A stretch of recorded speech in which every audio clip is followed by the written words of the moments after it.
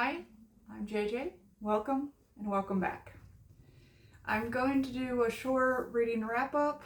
I plan to do a bunch of these just because there's so many different events and stuff going on this month. So I'm gonna put my reading wrap up mostly in the different event categories, and then the ones that don't fit in those categories I'll make a separate video for. This one is Sapphic September, and it's the 3 books that I read this month. And so the first one is the one that I have in paperback, The Last Soul Among Wolves. I actually just finished this today, just recently, and it's the part book 2 in the Echo Archives, and I just, as I finished it, found out there is a 3rd book coming. So I'm not sure if it's a trilogy or if it's going to be an ongoing series. It does feel like it would just be a trilogy. It sort of seems to be ramping up towards a specific end game that I think could be resolved next book. This one I really did enjoy so far. The series itself, I give a 4.5 stars to both books. This one took a little bit to get back into this world, a few chapters before I was into it, and then by the time I really got invested, it was just pedal to the ground, full action the whole rest of the way. A lot happens. It's got some really great character development, some great reveals, some interesting twists. Some things for the mystery aspect, I saw parts of what was coming, but even when it all came together, I didn't guess all of it. So there were still some things that I was wrong about. But overall, I really enjoyed it. And so this book takes you back into those alternate realities that book 1 introduces. And basically, I explain it like Stranger Things, the I can't even think of the word, upside down, because each layer that you go through, which is called an echo, it's an alternate reality, kind of a parallel universe type of thing. Each layer you go through gets creepier and creepier. You can still see like your shadow self or your alternate versions of yourself. There's monsters and stuff, and it gets more dangerous as you get deeper. And you also have these essentially gods that like to control the things going on in the top side, which is the prime world. And in the first one, you learn that they can't control, like they try to control as much as they can, but they need to in order to interfere in the prime world, they actually need a human acre to keep them there. And so that's introduced in the first book, and it comes highly in play in this book.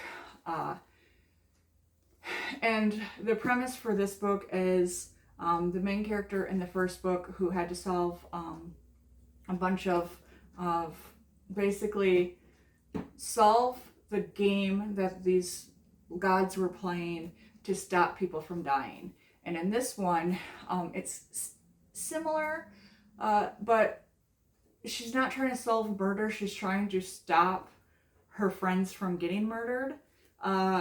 They all are affected by a curse, and only one can survive. And so she has to stop, people keep dying. They're not the only ones involved in a curse, but there are high stakes, and she does lose people. And they're not only is she trying to stop the people who are dying from this curse, but she also knows that some of the people who are cursed are responsible for these deaths and for these murders.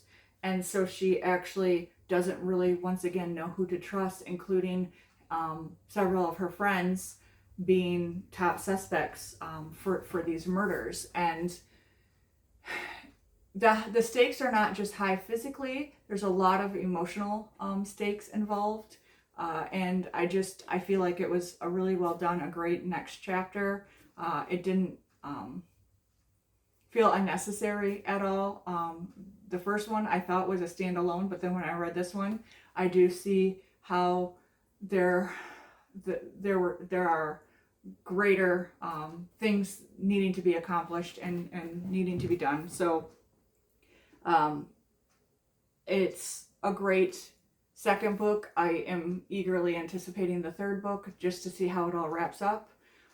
And the love story in here is fascinating because there's so much depth to it. There's so much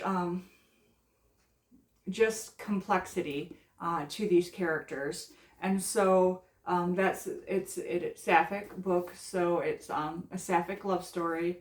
The main character is Kimbrel and her girlfriend, who was once her rival slash sort of enemy in the first book, is now her girlfriend in this book, and her name is Rika, and she is a great character. I really enjoy her. Kimbrel, she is a fun character to be the narrator and main character of this series, because though she's very competent and very witty and strong, like, she's still not perfect. She still makes mistakes. She's still not invincible, and she's very witty and funny. And even though there's a bunch of deep and tough stuff happening throughout as they go, especially as they explore down the different echoes, she still is so human and real, especially with the humor, sometimes inappropriate humor, sometimes just trying to get through stuff. And her banter with her friends as well as her girlfriend is highly amusing. And I really like the friend group. I really, really enjoy the world being built here, and how fascinating it is, how, at times it's creepy and scary, but it's still fun and exciting and highly action-packed and adventurous and stuff. So I definitely recommend this series. The Last Soul Among Wolves is book 2. The first one is called The Last Hour Between Worlds. And they're both by Marissa Caruso. The other books that I read 2 other Sapphic books this month.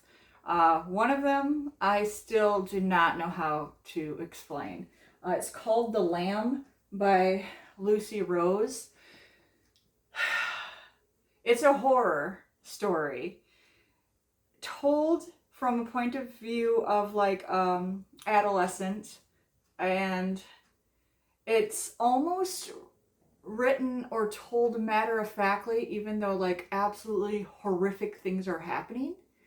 And it reads to me, because of the way that it's written and by the narrator, the young narrator, it almost feels like an epic or ancient fairy tale, if it were completely unhinged.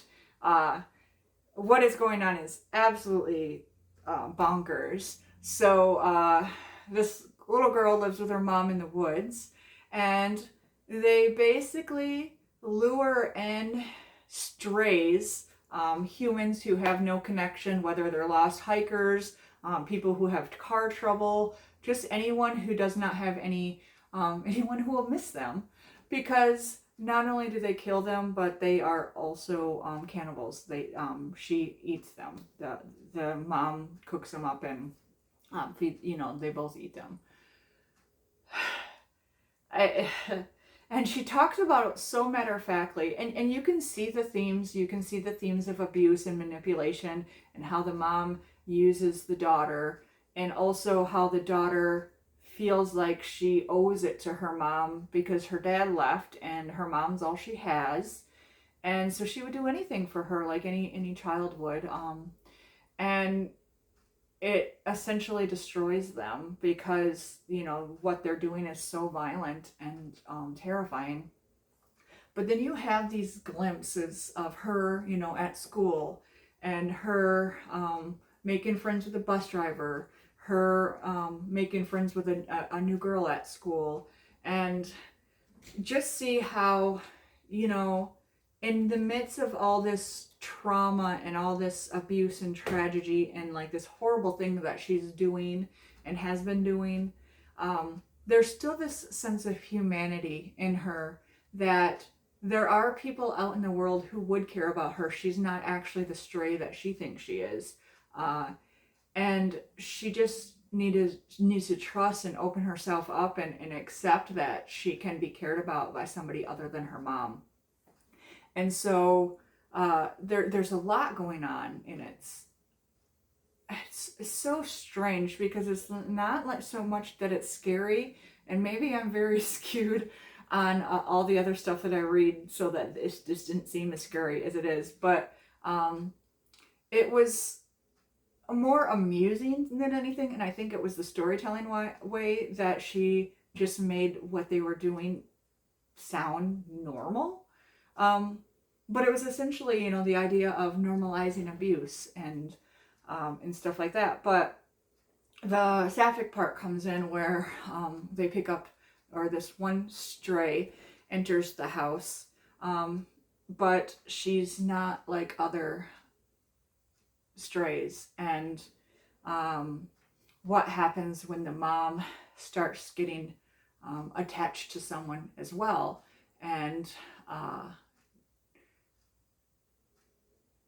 is this going to destroy this little world they created, or can they open it up to an outsider and still be accepted, still not scare them away, or not be forced to then hurt this person they come to care about? And if so, if they can accept it, what does that make that person? Is that another abusive person ending, you know, entering this relationship? Or is this a savior or an outlet to get them out of this situation? And so there was a lot of really interesting things going on. It was just very, it was very unique, and I had not read anything like that. So I did enjoy it, for as much as you can say you enjoy something like this. But I did find it fascinating. And then the last book that I read for Sapphic September was my favorite, and one of my favorites of the year so far. It was called Atmosphere by Taylor Jenkins Reid. On an earlier video, I talked about The Seven Husbands of Evelyn Hugo, and that is another Taylor Jenkins Reid book.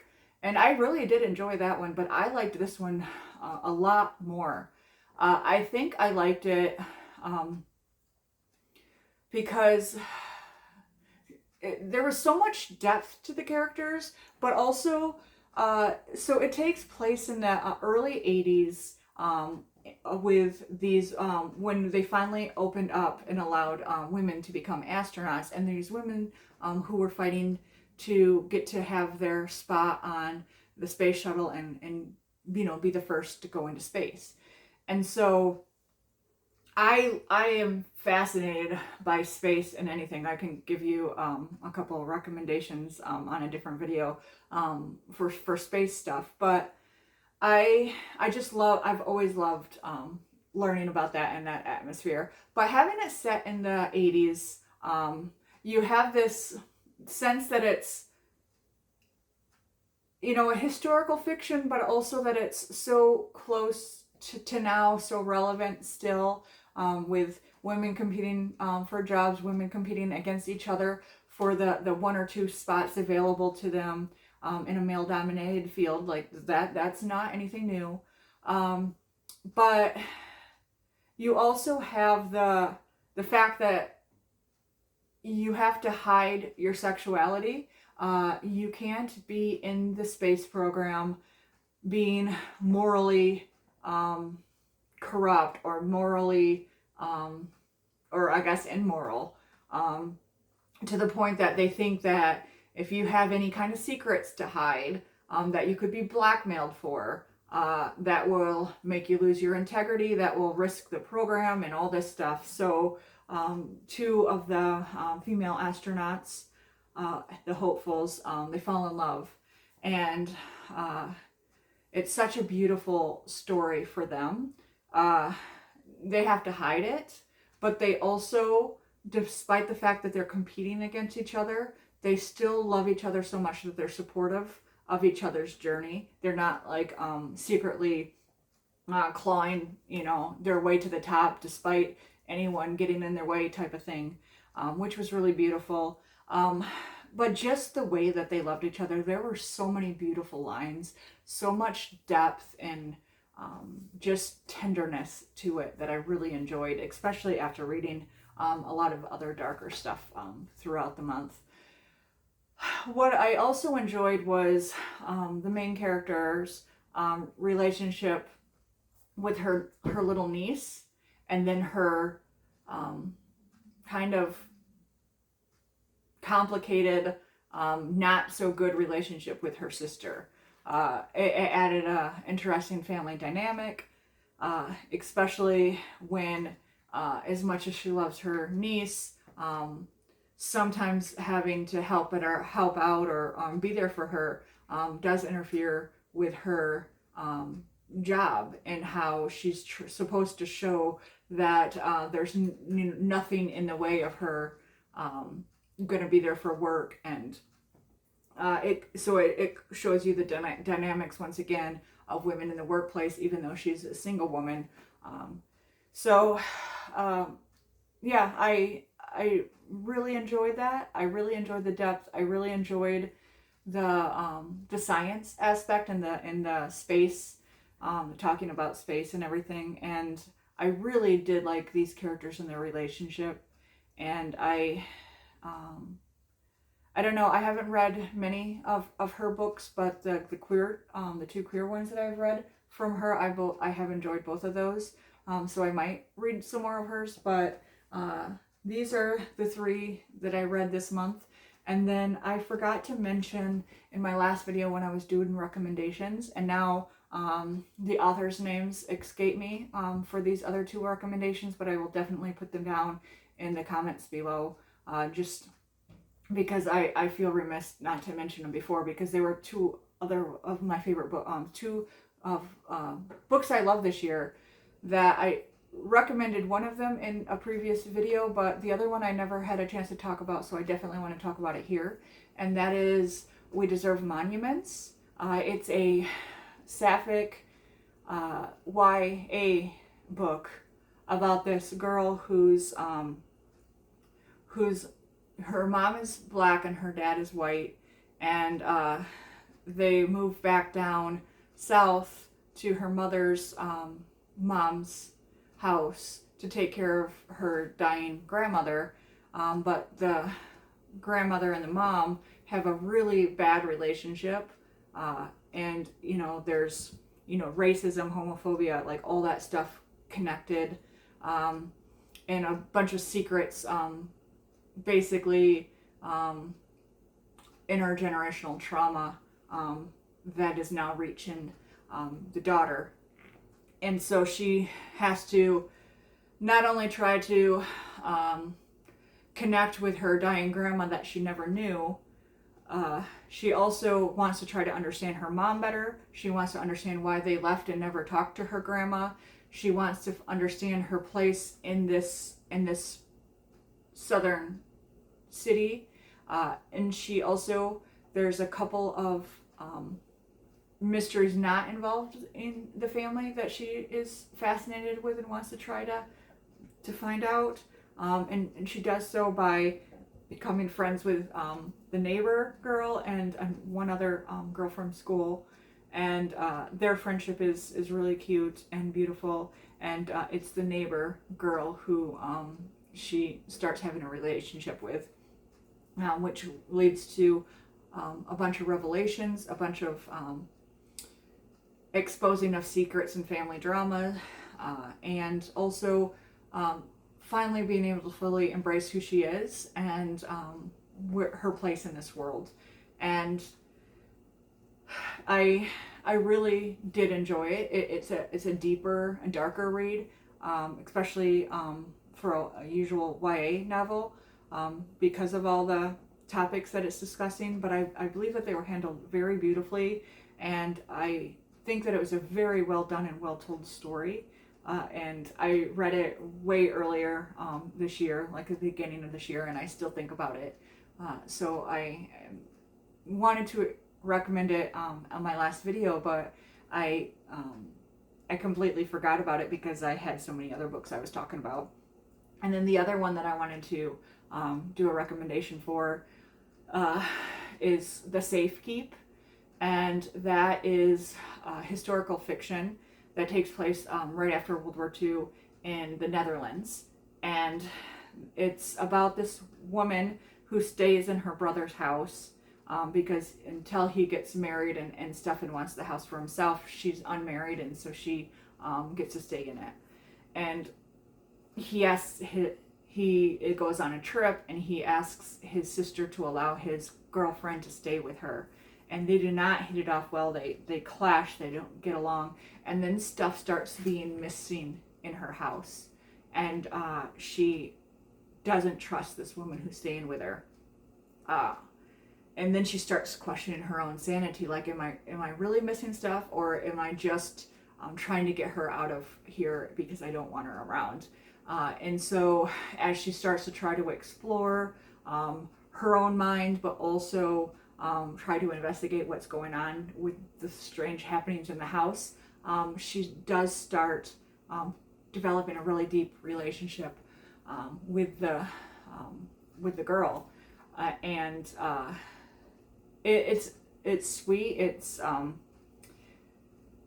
It's spicy at times, but also at the end has it has such a great twist, revelation, just haunting ending that absolutely sticks with you, and that makes this book 100% worth the read. So again, that one's called The Safekeep. I'll write the author's note down below as well. But so those are the 3 books that I read, and 2 more that I recommend. So once again, happy Sapphic September. Thank you, and have a great month.